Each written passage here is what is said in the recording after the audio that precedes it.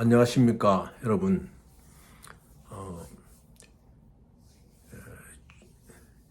중동에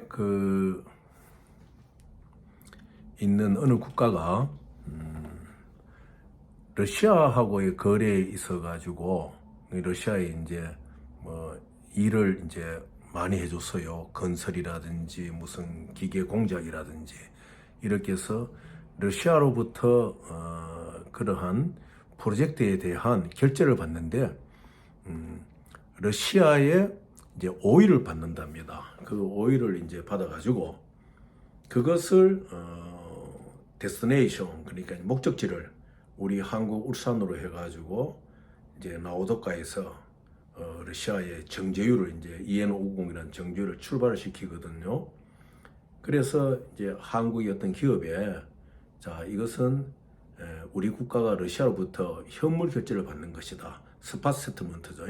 현물 결제를 받는 것이니까 이거 싸게 해가지고 보통 일반적으로 550불 막 이런데 이것은 한 400불에 팔겠다 해서 이것이 이제 나우도까지 출발을 한다. 그런데 이 너희들이 대금 찍을 방법은 뭐 DLC나 이런 거보다는 3% 정도를 현금 디파짓을 해둬라. 그렇게 하면서 이걸 이제 보내겠다. 이래서 이제 그런 대화가 이제 오고 가는 거예요. 그래서 그런 대화 가운데서 이제 가장 중요한 것은 무엇인가 하면은 이 한국의 회사가 그 러시아에 스팟 세틀먼트 어그리먼트를 확인해야 됩니다. 실제적으로 이 중동의 국가가 러시아 국가에게 현물 지불을 받는 국가끼리의 그 계약서가 있어요. 국가끼리의 계약서라든지 아니면은 이 중동의 국가의 회사하고 그 다음에 러시아의 리파이너리 회사하고 그런 계약서가 있어야 돼요. 그런데 이 계약서를 보지 않고 그것이 현물 결의에서 오는 거라 생각하고 디파짓을 하게 된다면은 큰 낭패를 당하게 되지요. 그런데 그것뿐만 아니라 어떤 경우에는 3% 디파짓을 하지 않더라도 자, 이것은 일단 너희들이 그러면은 이것을 한국에 가져가 가지고 이 오일을 판매를 하고 그 결제를 해달라, TT 결제를 해달라 그러면서 무엇을 요구하는가 하면은 차터 어그리먼트를 요구합니다. 그 뭐냐, 배 용선. 우리가 나우도가에서 출발할 배에 대해 가지고 빌리는데 이것이 한 50만 불 정도 되는데 한국까지 가는데 50만 불 정도 5만 톤 용선비가 드는데 너희들이 그러면 25만 불을 부담해라 해서 이 25만 불에 대해 가지고 차터 어그리먼트를 하고 차터 피를 요구하는 경우가 있어요. 이제 그런 경우에도 제일 먼저 확인해야 될 것은 무엇이냐? 스팟 세틀먼트 어그리먼트를 확인을 해야 됩니다. 그 다음에 또 어떤 경우가 있느냐?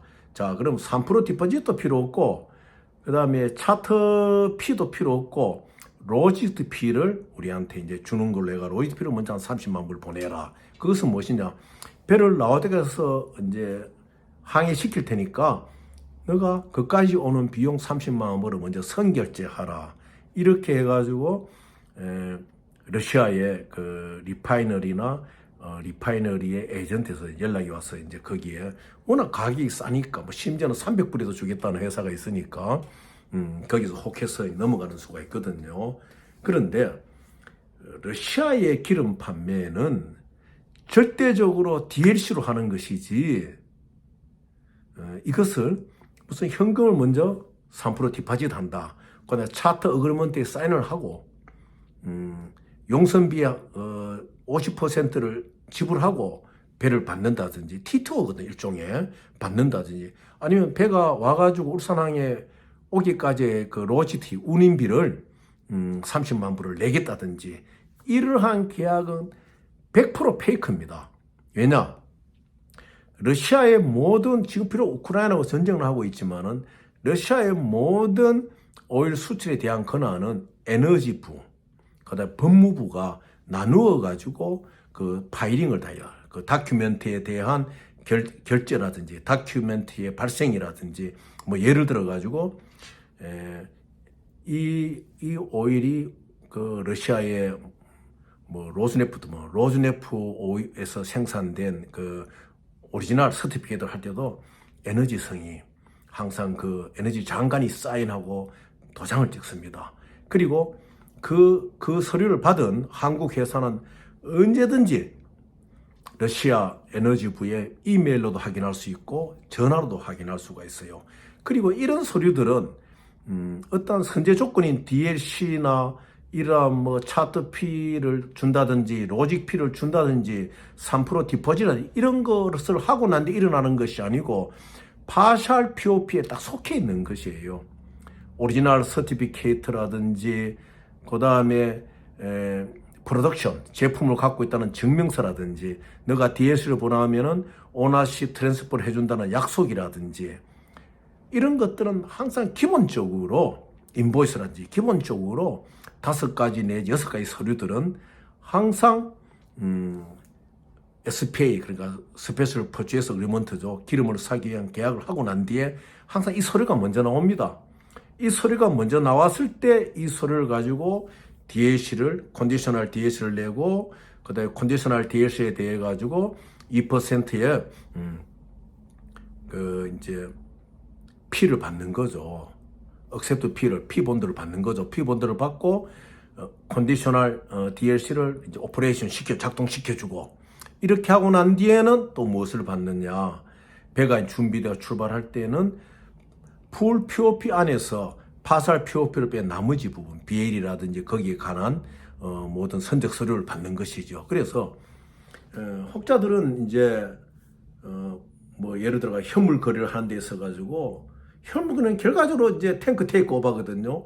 탱크선이 떠 있는 것을 여러분들이 매입을 해야 되니까 그럼 그걸 요구하게 되면은 그 탱크선에서 그걸 안 내놓습니다. 뭐 BL이라든지 이런 서류들을 그리고 그 다음에 현물 거래에 있어 가지고 그러한 스팟 세틀 어그리먼트를 확인하자 이러면 스팟 세틀 어그리먼트 자체를 모르는 그런 거래 제의자들이 많아요. 왜냐 페이크이기 때문에 국가 간의 현물 거래가 이루어질 때 반드시 국가 간의 스팟 세틀먼트 어그리먼트나 또 한국 A라는 국가와 B라는 국가 간의 현물 거래 회사가 이루어질 때 현물 거래가 이루어질 때는 A라는 국가의 회사와 B라는 국가의 회사 사이에 스팟 세틀먼트 어그리먼트 현물 거래 협정서가 있는 것이죠.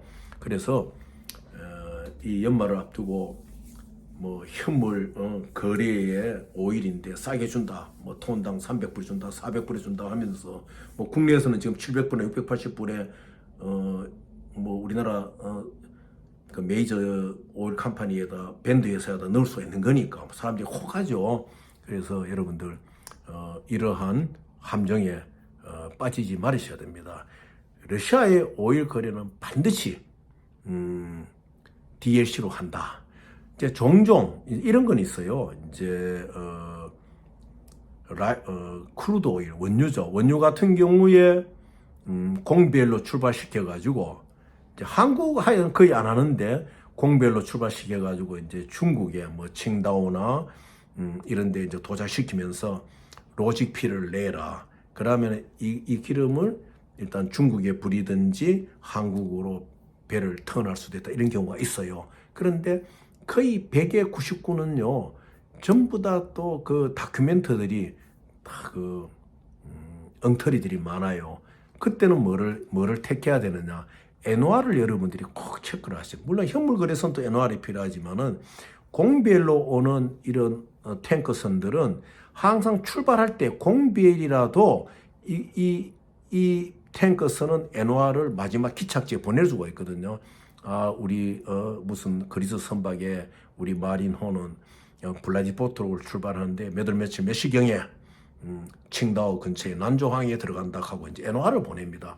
그 NOR을 체크를 하셔야지 이 자기들이 말하는 로지피에 대한 권한이 이 배에 있느냐, 또 거래하는 해주는 사람에게 권한이 있느냐, 이걸 여러분들이 이제 아시게 되는 거예요.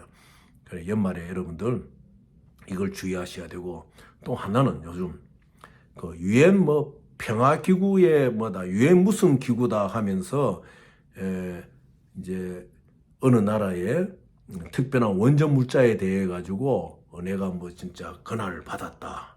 그래서 이래서 이제 이런 것을 하기 위해서 어떤 절차를 밟아야 동참하겠네. 그런데 물론 그럴 수도 있지만은 그러한 원조 기구로서 유엔 기구의 산하 단체라 그러면 유엔에 등록이 돼 있어야 돼요. 유엔에 등록이 안 돼 있는 것 하나의 사단체고, 그 사고가 날 문제가 많고, 또 예를 들어가 지금 우크라이나에 전쟁을 많이 하고 있지만 우크라이나의 뭐 난민 보호라든지 우크라이나의 전쟁 후에 복구 지원을 대해서 내가 우크라이나 정부로부터 무엇을 받았다, 젤렌스키 대통령부터 무엇을 받았다 그러면은 반드시 그것이 우크라이나 한국 대사관에 이 사람이 등록이 돼 있어야, 이 단체가. 그런데 그런 게 없다 그러면은 이것도 페이크죠. 그러면 그래 따라다니다 보면 이제 문제가 커지는 거예요. 나이지리아가 이제 작년 말에 안 그랬습니까? 내가 나이지리아 대통령을 이렇게 잘 알다 보니까 내가 나이지리아에 지금 이렇게 생필품이 필요한데 이 생필품을 가져가면은 우리는 기름을 가져올 수 있고, 너희들이 생필품이 다 준비가 되어 있으면 우리가 기름을 먼저 보낼 수 있다는 어떤 확인서를 쓸 수 있다. 절대 나이지리아는 그렇게 하지는 않거든요. 왜냐, NNP에서 다 컨트롤하는 거예요. 요즘 같은 세상에 생필품 받고 기름 주겠다는 회사가 어디 있겠습니까? 그래서 여러분들 항상 나이지리아 같은 경우는 NNPC 확인을 해야 되고, 러시아의 뭐 기름이다 그랬던 러시아의 에너지부나 법무성 이런 데서는요 바로 확인을 해줍니다. 저도 그 러시아의 법무부라든지 러시아의 에너지부와 직접 교신도 해보고 했어요. 예를 들어 무슨 서류를 받게 되면은 이 서류에 대해서 미비증이 뭐냐, 맞느냐, 에너지 장관이 사인을 했느냐. 그러면 이제 러시아의 그 법무부는 빨간 칼라의 그 자기들의 그 시링이 있습니다. 시링을 다 찍고 그 타이거 모양의 그걸 딱 붙이고 이렇게 하는데, 그건 뭐냐, 오너십 트랜스퍼. 그러니까 너가 이 배에 대해서 DLC를 보내고 할 것 같으면 오너십이 분명히 넘어간다는 거 확정시켜 주는 거예요. 그 다음에 에너지 보내면 뭐냐, 이게 어느 회사 거다, 이 회사는 또 그런 프로덕트, 너희들이 팔 제품이 있다는 증명 같은 거를 에너지부가 다 해주는 거예요. 그래서 도장을 딱, 파란 도장을 딱 찍는 거죠. 이제 그렇게 되고, 또 가장 중요한 거는 지금 뭐 나우도가에서 배를 출발시키기 전에 너희들이 차터 어그리먼트를 내야 된다 그러면은 뭐 그게 맞네 안 맞네 할 필요 없어요. 여러분이 뭐를 요구하느냐, 그러면 너희들이 그 배에 펌핑하기 위한, 그러니까 기름을 갖고 오면은 기름이 있는 이제 리파이너리 회사에서 보낸 어떠한 그 탱커에서 그때 배로 이제 이걸 연결해야 안 됩니까? 인젝션을 해야 되거든요. 기름을 넣어야 되거든요. 기름을 넣기 위한 인젝션을 연결하는 파이프를 연결하는 라이선스가 나옵니다. 그 에너지로부터. 그러면 그걸 받았느냐 안 받았느냐, 그럼 그거 한번 보내봐라. 못 보내죠, 페이크들은. 그러니까 이 배가 출발하려고 하면요, 일단 그 나이지리아 자체의 탱크에서 이 출발하는 배 속에다가 파이프로 기름을 넣어야 안 됩니까? 그렇죠? 그 넣을 때는 이것도 그 다 순번이 있어요. 우리 표를 사기에 줄을 서 있듯이 그 파이프가 연결돼야지 그 배가 실질적으로 기름을 받을 수가 있는 거거든요.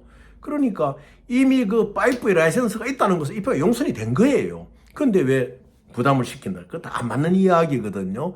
그래서 여러분들 이 연말에 뭐 현물 거래다, 그래서 이렇게 뭐 디포짓을 하고 그 다음에 뭐 차트 어그리먼트에 사인하고 너희들이 50% 우리 그 용선비를 부담한다든지 로지드 비를 어떻게 한다든지 이렇게 하면은 뭐 이거를 뭐 300불 400불 주겠다 이런 말에 절대 현혹되지 마시고, 또 유엔 산하 기구라 해가지고 뭐 현물 거래에서 무슨 재해가 온다 그러면은 우리나라 대사관에 등록이 돼 있는지 그걸 확인하셔야 돼요. 그게 안 돼 있으면 아무것도 아니죠.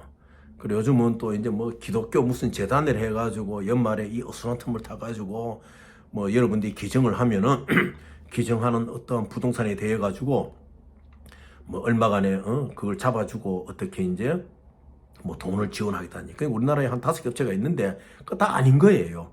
자기들이 만들어 가지고 그렇게 움직이다가 이루어지는 게 하나도 없어요. 그래서 여러분들 이 연말에 좀 주의하시고 항상 철저하게 체크하셔가지고 이러한 함정에 빠지지 않기를 여러분 바라겠습니다. 그러니까 서류가 투명하지 않으면은 딜은 이루어지지 않는다. 이것을 여러분들이 항상 마음속에 두시고 업무에 임해 주시면 감사하겠습니다. 또 다음에 뵙겠습니다, 여러분.